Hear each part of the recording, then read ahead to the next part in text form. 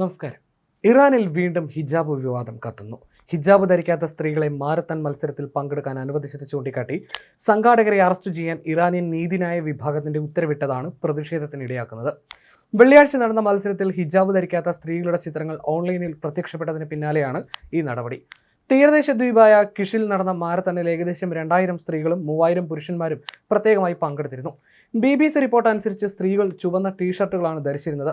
ചിലർ ഹിജാബോ തലമറയ്ക്കുന്ന മറ്റു വസ്ത്രങ്ങളോ ധരിച്ചിരുന്നില്ല. ഇതിന്റെ ദൃശ്യങ്ങൾ പ്രചരിച്ചതോടെയാണ് കടുത്ത നടപടി. മത്സരത്തിന്റെ 2 പ്രധാന സംഘാടകരെ അറസ്റ്റ് ചെയ്തതായി ഇറാനിയൻ നീതിന്യായ വിഭാഗത്തിന്റെ മിസാൻ ഓൺലൈൻ വെബ്സൈറ്റ് ശനിയാഴ്ച റിപ്പോർട്ട് ചെയ്തു.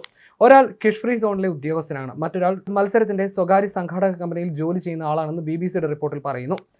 ഹിജാബ് വിഷയത്തിലെ അറസ്റ്റ് സമ്മിശ്ര പ്രതികരണങ്ങൾക്കാണ് വഴിവെച്ചത്. ഇസ്ലാമിക് രാജ്യമായ ഇറാനിൽ മാറ്റം ആഗ്രഹിക്കുന്ന നിരവധി പേർ ഇറാനിയൻ സ്ത്രീകളെ ഭരണകൂടം അടിച്ചേൽപ്പിച്ച വസ്ത്രധാരണ രീതികളെ തള്ളിക്കളയുന്നതിന്റെ തെളിവായി ഈ ചിത്രങ്ങളെ സ്വാഗതം ചെയ്തു. എന്നാൽ ഇറാനിയൻ ഉദ്യോഗസ്ഥർ ഇതിനെ നിലവിലെ സ്ഥിതിക്കെതിരെയുള്ള നീക്കമായി കണക്കാക്കി. മാരത്തൺ നടത്തിയ രീതി പൊതുവായ സദാചാരത്തിന്റെ ലംഘനമാണെന്നാണ് കിഷിലെ പ്രോസിക്യൂട്ടർ വാദിച്ചത്. രാജ്യത്തെ നിലവിലെ നിയമങ്ങൾ, ചട്ടങ്ങൾ, മത, സാമൂഹിക, തൊഴിൽപരമായ തത്വങ്ങൾ എന്നിവ പാലിക്കേണ്ടതിന്റെ ആവശ്യകതയെക്കുറിച്ച് മുന്നറിയിപ്പുകൾ ഉണ്ടായിരുന്നിട്ടും ഈ പരിപാടി പൊതു സദാചാരം ലംഘിക്കുന്ന രീതിയിലാണ് നടന്നതെന്ന് പ്രാദേശികമായി പ്രോസിക്യൂട്ടർ പറഞ്ഞതായി ഫ്രാൻസ് 24 റിപ്പോർട്ട് ചെയ്തു. 3 വർഷം മുൻപ് വസ്ത്രധാരണ രീതി ലംഘിച്ചെന്ന കേസിൽ കസ്റ്റഡിയിലെടുത്ത കുർദ് ഇറാനിയൻ യുവതി മഹ്സ അമിനിയുടെ മരണത്തെ തുടർന്ന് ഇറാനിൽ വലിയ പ്രതിഷേധങ്ങൾ പൊട്ടിപ്പുറപ്പെട്ടിരുന്നു. ഈ പ്രക്ഷോഭങ്ങൾ സൈനിക ശക്തി ഉപയോഗിച്ച് ഇറാൻ അടിച്ചമർത്തുകയും ചെയ്തു. ഇതിനുശേഷം ചില സ്ത്രീകൾ വസ്ത്രധാരണ നിയമങ്ങൾ ലംഘിക്കുന്നുണ്ട്. അതേസമയം രാജ്യത്തെ വസ്ത്രധാരണ രീതിയെ ന്യായീകരിച്ച് ഇറാൻ പരമോന്നത നേതാവ് ആയത്തുള്ള അലി ഖമേനി രംഗത്ത് വന്നിരുന്നു. സ്ത്രീകളുടെ അന്തസ്സ് കവർന്നെടുക്കുന്നതിന് അമേരിക്കയെയും പാശ്ചാത്യ മുതലാളിത്തത്തെയും അദ്ദേഹം കുറ്റപ്പെടുത്തി.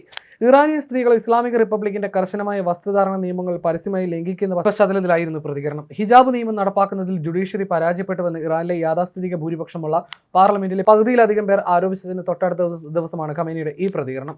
നിർബന്ധിത ഹിജാബ് നിയമങ്ങൾ, ലിംഗഭേദം തിരിച്ചുള്ള വേർതിരിവ്, വസ്ത്രധാരണ നിയമലംഘനങ്ങൾക്ക് കടുത്ത ശിക്ഷകൾ എന്നിവ ഉൾപ്പെടുന്ന ഇസ്ലാമിക സ്ത്രീകളുടെ അവകാശങ്ങൾ പടിഞ്ഞാറ് രാജ്യങ്ങളെക്കാൾ ധാർമ്മികമായി മികച്ചതാണെന്ന് ബുധനാഴ്ച എക്സിലെ ഒരു പരമ്പര പോസ്റ്റുകളിലൂടെ ഖമേനി തുറന്നടിച്ചു. സ്ത്രീകളോടും പെൺകുട്ടികളോടുമുള്ള ഇറാന്റെ ക്രൂരമായ അടിച്ചമർത്തലിനെതിരെ ലോകമെമ്പാടും വിമർശനം നേരിടുന്നതിനിടയിലാണ് അദ്ദേഹത്തിന്റെ ഈ വെല്ലുവിളി നിറഞ്ഞ പ്രസംഗം. സാമൂഹ്യ പെരുമാറ്റത്തിലും കുടുംബത്തിനുള്ളിലും നീതി ഉറപ്പാക്കുക എന്നതാണ് ഏതൊരു സമൂഹത്തിന്റെയും പ്രാഥമിക കടമയെന്ന് ഖമേനി വാദിച്ചു. ഒരു സ്ത്രീയുടെ സുരക്ഷ, അന്തസ്സ്, ബഹുമാനം എന്നിവ സംരക്ഷിക്കുന്നതിന് സർക്കാരുകൾക്ക് ഉത്തരവാദിത്തമുണ്ടെന്നും അദ്ദേഹം ശഠിച്ചു. പാശ്ചാത്യ മുതലാളിത്ത സമ്പ്രദായങ്ങൾ സ്ത്രീകളെ വെറും വസ്തുക്കളാക്കി ചുരുക്കുകയും അവരുടെ അടിസ്ഥാന അന്തസ്സ് ഇല്ലാതാക്കുകയും ചെയ്യുന്നുവെന്ന് അദ്ദേഹം ആരോപിച്ചു. ദുഷിച്ച മുതലാളിത്ത യുക്തി സ്ത്രീകളുടെ അന്തസ്സ് ചവിട്ടിമെതിക്കുകയും നശിപ്പിക്കുകയും ചെയ്യുന്നുവെന്നും അദ്ദേഹം എഴുതി. പാശ്ചാത്യ രാജ്യങ്ങളിൽ സ്ത്രീകളെ ഭൗതിക ചൂഷണത്തിന് ഉപയോഗിക്കുന്നുവെന്നും ഒരേ ജോലിക്ക് പുരുഷന്മാരെക്കാൾ കുറഞ്ഞ വേതനം അവർക്ക് പതിവായി നൽകുന്നുവെന്നും അദ്ദേഹം കൂട്ടിച്ചേർത്തു.